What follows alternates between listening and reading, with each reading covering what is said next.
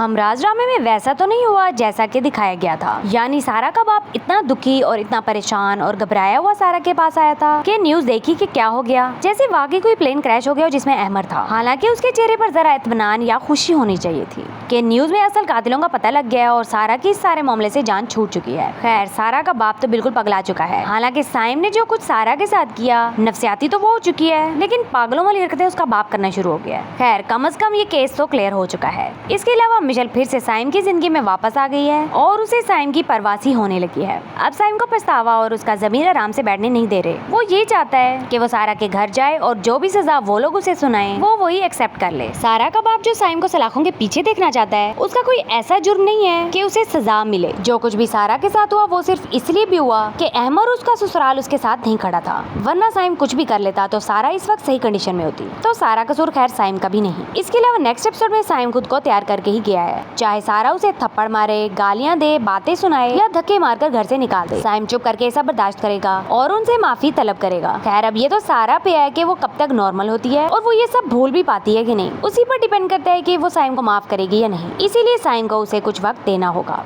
खैर, आखिर में तो इसी चीज की उम्मीद है कि सारा और साइम की शादी होगी या फिर सारा साइम को माफ कर देगी और दोनों अपनी अपनी जिंदगी में आगे बढ़ जाएंगे।